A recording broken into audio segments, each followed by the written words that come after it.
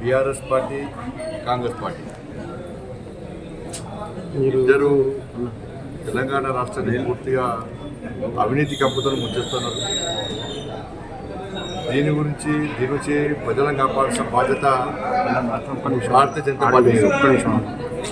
దానికి అనుగుణంగానే ఇలా భారతీయ జనతా పార్టీ ప్లాన్ ప్రకారం ముందుకు రావడానికి సిద్ధమైంది.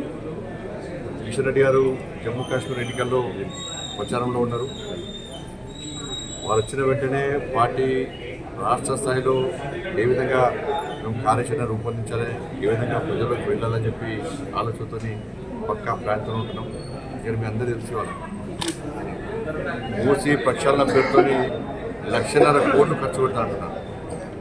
వాళ్ళేమో కాళేశ్వరం పేరుతో 1,00,000 కోట్లు ముంచిన ప్రజల రైతులు మారబెట్టిపోయారు. వీళ్ళు మూసి ప్రక్షాళన పేరుతో 1,00,000 కోట్లు జీతాలు ఇచ్చే పరిస్థితి లేదు, 6 గ్యారెంటీలు అమలు చేసే పరిస్థితి లేదు, ప్రజలకు ఇచ్చిన హామీలు నెరవేర్చే పరిస్థితి లేదు.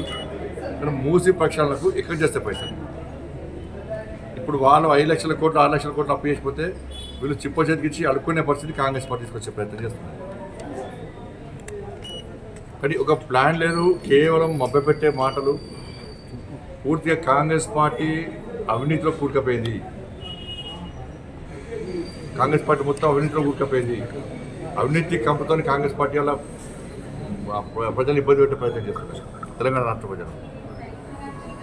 కానీ 6 గ్యారెంటీల నుంచి ప్రజల దృష్టి మళ్లించాలి, వాళ్ళు పాల్పడుతున్న అవినీతి నుంచి ప్రజల దృష్టి మళ్లించాలి అన్న పేరుతో హైడ్రాను ఇంకా తీసుకొచ్చే ప్రయత్నం చేస్తున్నారు. ఇప్పుడు హైడ్రా పోతుంది, హైడ్రా విషయంలో ప్రజలు కూడా పూర్తి వ్యతిరేకత వస్తున్నది.